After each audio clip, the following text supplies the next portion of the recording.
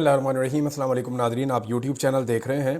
मैं इमरान ख़ान हूँ। कुछ इत्तलात अब तक मौसूल हुई हैं कि बुशरा बीबी ने इमरान ख़ान साहब को जो ब्रीफिंग दी है उस पर कुछ सहाफ़ियों के दावे भी सामने आ रहे हैं। कुछ चीज़ों का मुझे आइडिया भी है क्योंकि मेरी पहले कुछ लोगों से बात हुई थी और बुशरा बीबी के कुछ तहफ़्फ़ुज़ात भी थे। उन्होंने इमरान ख़ान साहब के सामने सूरत-ए-हाल रखी है और वो तमाम सूरत-ए-हाल रखी है जिसके बारे में इमरान ख़ान साहब नहीं जानते थे और उन्हें पहले उसके बारे में नहीं बताया गया था।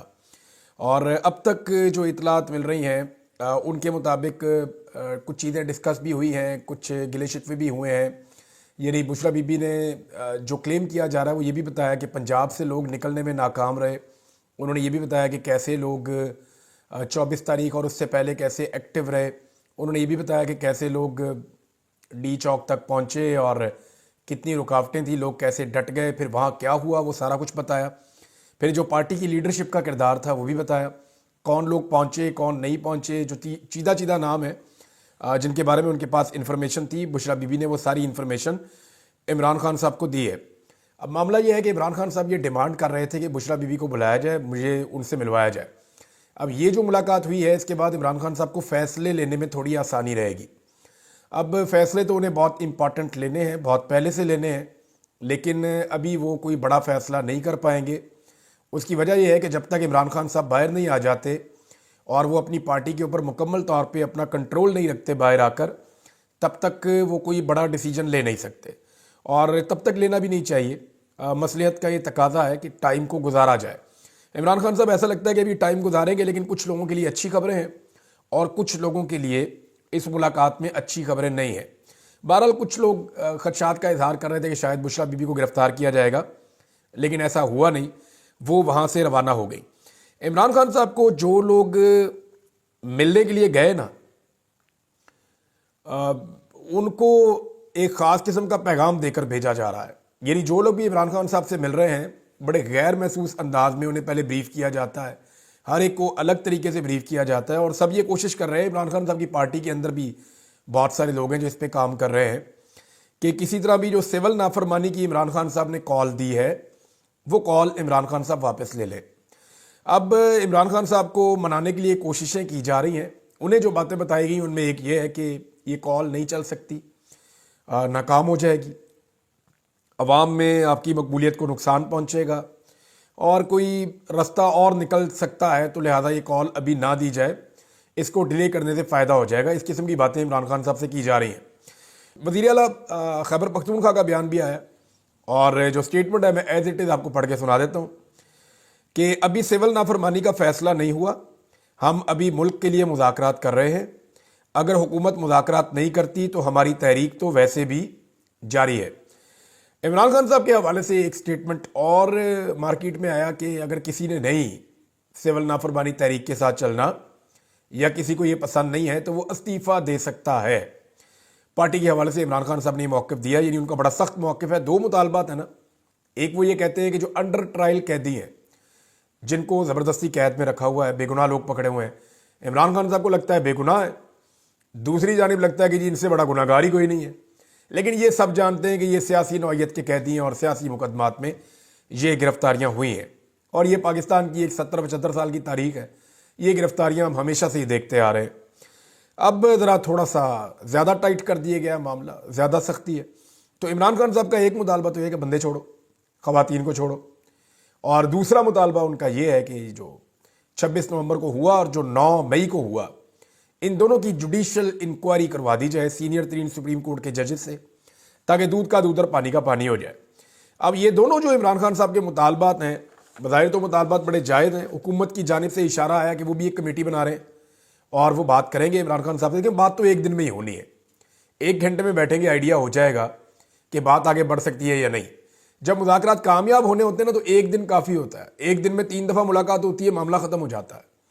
तो अगर ये बैठ गए 14-15 तारीख से पहले तो सूरत हाल बदल जाएगी। दूसरी जानिब पाकिस्तान तहरीक इंसाफ ने जो फ़ैसला किया था एहतजाज करने का या शहदा की याद मनाने का, उस हवाले से उन्होंने तारीख को तब्दील कर दिया है। यानी पहले जो तारीख थी पाकिस्तान तहरीक इंसाफ की एहतजाज के लिए वो 13 तारीख थी दिसंबर की, और अब 15 तारीख जो है दिसंबर की उसको फाइनलाइज किया गया है।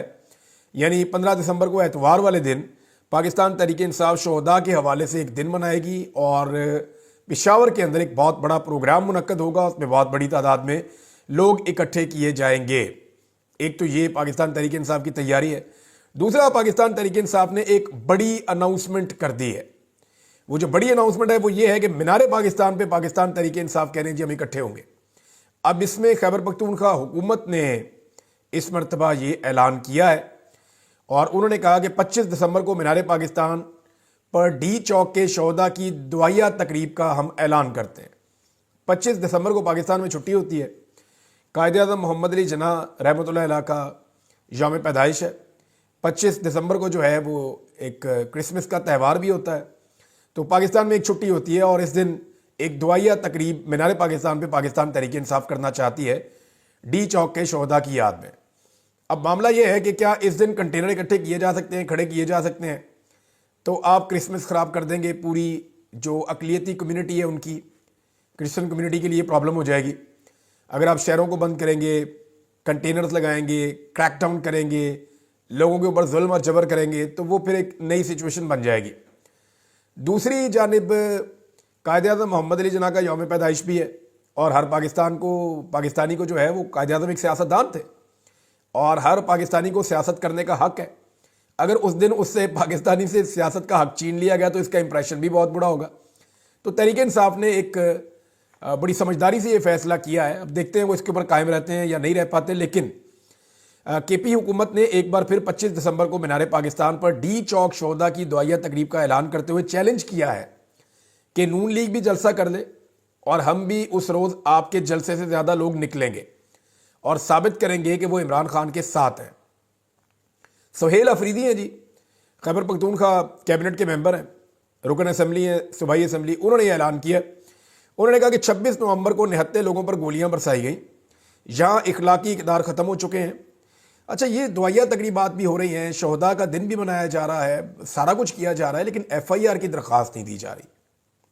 4 بنیادی چیزیں جو پاکستان تحریک انصاف کو کرنی تھی، عمران خان صاحب نے کہا تھا، ابھی تک 4 میں سے ایک بھی چیز پاکستان تحریک انصاف کی قیادت نے نہیں کی۔ پہلی چیز، ایف آئی آر درج کروائی جائے۔ عمران خان صاحب نے تو نام بھی دیے تھے وزیر اعظم کے اور وزیر داخلہ کے کہ ان کے نام شامل کیے جائیں، ابھی تک ایف آئی آر کا کوئی متن سامنے نہیں آیا۔ دوسری چیز، سپریم کورٹ سے عدالتوں سے رجوع کیا جائے، ابھی تک ایسا کچھ نہیں ہوا۔ تیسری چیز، جو لوگ لاپتہ ہیں ان کے بارے میں عدالتوں میں پٹیشنز دائر کی جائیں، ایسا بھی ابھی تک کوئی قانونی کارروائی میں سامنے نہیں آیا۔ اور چوتھی چیز جو بہت امپورٹنٹ ہے وہ یہ ہے کہ سی سی ٹی وی فوٹیج کو محفوظ بنانے کے لیے قانونی کارروائی کا آغاز کیا جائے، لیکن اس حوالے سے بھی ابھی تک پاکستان تحریک انصاف نے کچھ بھی نہیں کیا۔ اگر 25 تاریخ کو خیبر پختونخوا سے وہاں کی حکومت نے آنا ہے مینار پاکستان تک دعائیہ تقریب کے لیے، تو پھر 1-2 چیزیں یاد رکھنی پڑے گی۔ شدید دھند ہوتی ہے، انہیں ذرا ایک دن پہلے نکلنا پڑے گا، میں آج بتا رہا ہوں، کیونکہ رستے میں سوابی کے مقام پہ موٹر وے پہ بہت دھند ہوتی ہے ان دنوں میں، اور دوسرا مقام جو ہے وہ پنڈی بھٹیاں سے لے کے لاہور تک، تو کئی گھنٹے لگ جاتے ہیں، لہذا ٹائملی نکلنا پڑے گا اگر انہیں 25 تاریخ کو لاہور میں مینار پاکستان پہ پروگرام کرنا ہے۔ تو پاکستان تحریک انصاف کی جانب سے جو پہلا مطالبہ کیا گیا ہے، کسی بھی قانونی فورم کو استعمال کیا گیا ہے ڈی چوک کے شہداء کے حوالے سے، تو وہ زرتاج گل وزیر صاحبہ نے کیا ہے۔ پھر ایک خاتون نے جو ہے وہ اپنی لیڈرشپ سے زیادہ بہادری دکھائی ہے۔ زرتاج گل وزیر نے سوالات اٹھا دیے ہیں اور اب یہ قانونی فورم ہے، اس سے پہلے کوئی قانونی فورم استعمال نہیں کیا، بیانات دیے، سوشل میڈیا پہ دیے، پاکستان کی میڈیا کو انگیج کیا، ہر قسم کی بات چیت کی، انٹرنیشنلی معاملے کو اٹھایا، ڈاکومنٹری جس کے اوپر بنی، لیکن قانونی رستہ ابھی تک پاکستان تحریک انصاف نے ایک بھی اختیار نہیں کیا۔ اب زرتاج گل نے قومی اسمبلی کی قائمہ کمیٹی میں سوال اٹھایا ہے اور یہ قائمہ کمیٹی برائے داخلہ ہے، اور محسن نقوی صاحب کے حوالے سے سوالات اٹھائے گئے ہیں۔ اب یہ قانون کا حصہ ہے، یہ ایک لیگل پروسیجر کا حصہ ہے، وہاں پہ جواب دہی ہوگی۔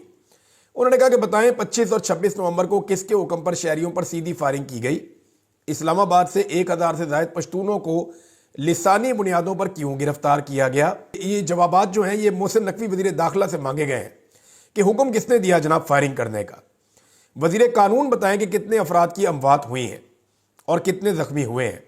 وزیر داخلہ بتائیں کہ مطیع اللہ جان کو پمز اسپتال کے باہر سے صحافتی ذمہ داریاں ادا کرتے ہوئے کیوں گرفتار کیا گیا؟ اسلام آباد سے 1000 سے زائد پشتونوں کو لسانی بنیادوں پر کیوں گرفتار کیا گیا؟ پھر انہوں نے کہا کہ صحافیوں کو ان کی صحافتی ذمہ داریاں ادا کرنے پر کیوں دھمکایا جا رہا ہے؟ میرے حلقے سے شفیق لنڈ شہید ہوا جس کی لاش نہیں دی جا رہی تھی، یہ سوال نامہ وزیر داخلہ کو دیں اور ان سے کہیں کہ اس کا جواب دیں۔ طارق فضل چودھری صاحب نے کہا جی خالی پشتون نہیں اٹھائے جا رہے، ہمارے اپنے بندے بہت اٹھائے گئے اسلام آباد سے، یعنی تعلق والے بندے ان کے بھی ہیں۔ اب دیکھیں اسلام آباد کے اندر یہ ہے کہ بہت سارے لوگ پہلے پی ایم ایل این کے تھے یا ان کے تعلقات ابھی بھی اچھے ہیں پی ایم ایل این کے لوگوں سے، لیکن وہ پاکستان تحریک انصاف کے حمایتی بن گئے، وہ لوگ بھی گرفتار ہوئے۔ وہ کہہ رہے ہیں جی ہمارے بھی لوگ گرفتار ہیں، ان کو چھڑانے کے لیے ہم کوششیں کر رہے ہیں۔ اب پولیس کو تو نمبر پورا کرنا ہے، پولیس کو بتایا وہ جی اتنے بندے آپ نے پکڑنے ہیں اور اتنے آپ نے پشتون پکڑنے ہیں، وہ دڑا دڑ پکڑ کے بند کری جا رہے ہیں۔ اب اس میں وہ یہ بھی نہیں دیکھ رہے کہ بندہ ہم کس کا پکڑ رہے ہیں، بے شمار بے گناہ لوگ جو ہیں پولیس نے گرفتار کر لیے ہیں۔ بہرحال یہ آواز اٹھائی ہے درتاج گل وزیر صاحبہ نے، تو پہلی قانونی نقطۂ نظر سے ایک لیگل فورم کو استعمال کیا ہے۔ اس کے علاوہ ابھی تک پاکستان تحریک انصاف نے کوئی بھی لیگل فورم استعمال نہیں کیا۔ خیبر پختونخوا ہاؤس کے اوپر جو حملہ ہوا تھا آپ کو یاد ہوگا، جب علی امین گنڈا پور صاحب کے ساتھ اکتوبر میں واقعہ ہوا تھا، تو اس پہ خیبر پختونخوا کی حکومت نے فیصلہ کیا کہ آئی جی اسلام آباد سمیت 600 پولیس اہلکاروں پر مقدمہ درج کروایا جائے گا۔ بہت دیر سے فیصلہ کیا، لگ بھگ 40-45 دن گزر گئے ہیں، لیکن اس کے بعد انہوں نے یہ فیصلہ کیا کہ مقدمہ درج کروایا جائے گا۔ اسی وقت جو ہے وہ مقدمہ درج کرنے کے لیے درخواست جانی چاہیے تھی۔ ناظرین، پاکستان میں حکومت نے ایک نیا ریکارڈ لگا دیا ہے، اور یہ ریکارڈ میں آپ کو پڑھ کے سناتا ہوں، آپ حیران ہو جائیں گے کہ پاکستان اکتوبر میں سب سے کم انٹرنیٹ رفتار والے ملکوں میں شامل ہو گیا۔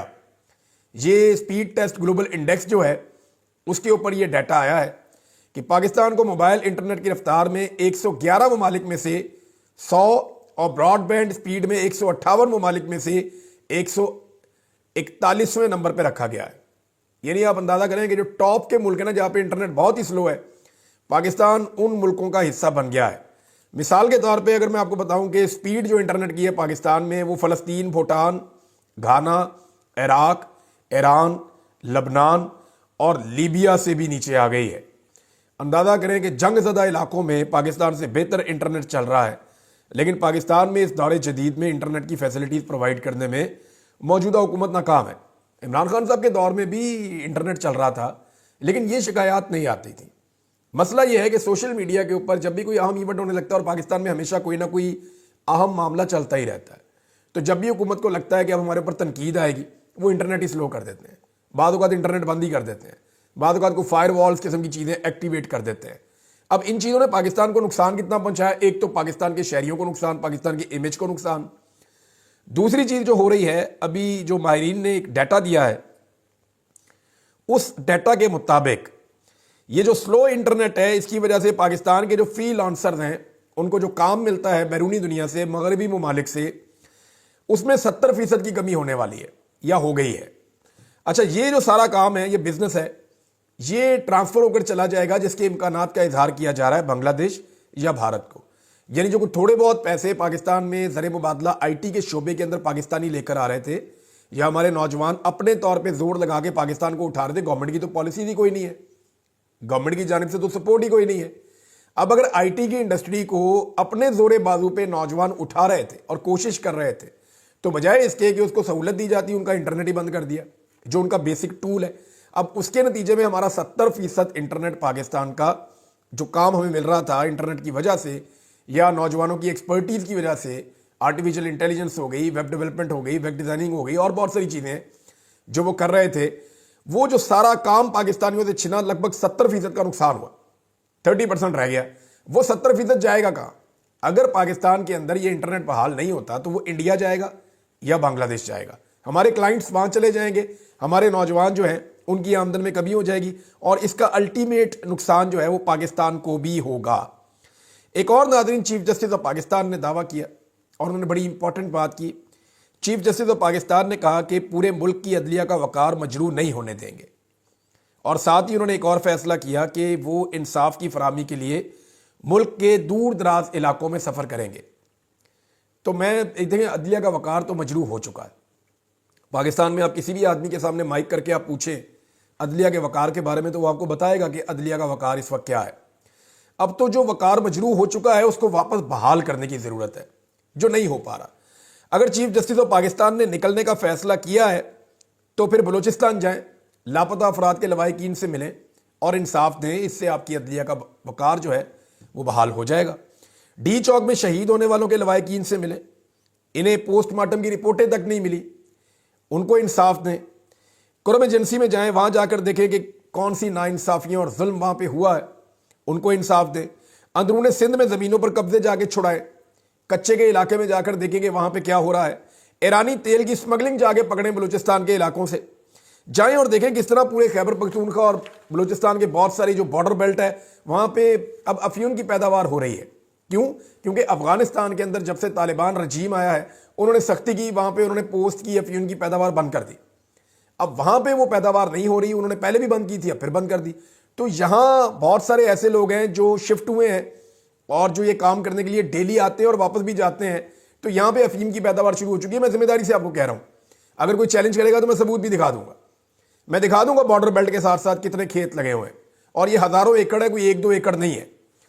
پھر اسلام آباد سے جو لاپتہ ہو گئے لوگ، ان کے بارے میں انصاف دینا چاہیے پہلے چیف جسٹس کو، اور اگر انصاف دینا ہی ہے، عدلیہ کا وقار مجروح ہونے سے بچانا ہے، تو پاکستان کے کروڑوں لوگوں نے جو ووٹ ڈالے تھے اور ان کا جو مینڈیٹ چوری ہوا تھا، انہیں ان کا مینڈیٹ واپس لوٹا دیں۔ عدلیہ کا اس سے بڑا پروقار کوئی فیصلہ نہیں ہوگا۔ لیکن یہ ساری چیزیں کرے گا کون؟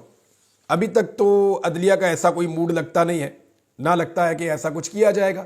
بہرحال پاکستان میں جس کی لاٹھی اس کی بھینس، آج بھی طاقت کی حکمرانی ہے، سارے زور لگا رہے ہیں، کوشش کر رہے ہیں، لیکن عمران خان صاحب کا کہنا ہے کہ وہ یہ تحریک چلائیں گے سول نافرمانی کی۔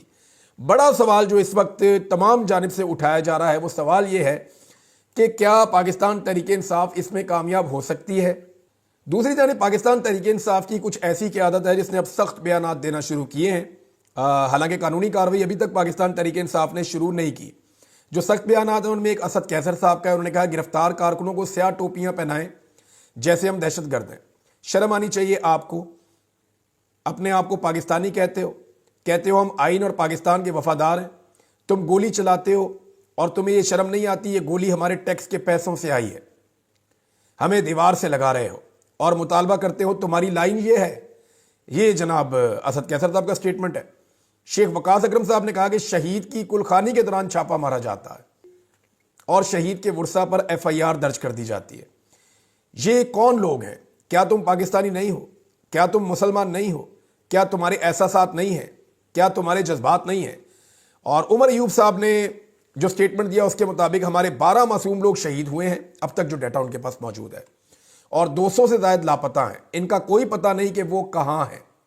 جو سیل قائم کیا ہے اس پر مزید بھی ڈیٹا اور انفارمیشن آ رہی ہے جو پاکستان تحریک انصاف آنے والے دنوں میں شیئر کرے گی۔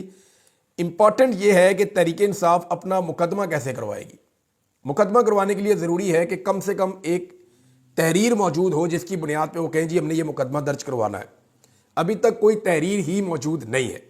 CCTV فوٹیج میں پہلے دن سے کہہ رہا ہوں، آج 2 ہفتے ہو گئے ہیں، پاکستان تحریک انصاف نے CCTV فوٹیج جو اسلام آباد کی ہے اس کو محفوظ بنانے کے لیے کسی قسم کی کوئی درخواست نہیں دی، کسی قسم کی کوئی کارروائی شروع نہیں کی، اور یہ پاکستان تحریک انصاف کی قیادت کا کام تھا جو لوگ اسلام آباد میں موجود ہیں۔ اب تک کے لیے اتنا ہی، اپنا خیال رکھیے گا، اپنے اس چینل کا بھی۔ اللہ حافظ۔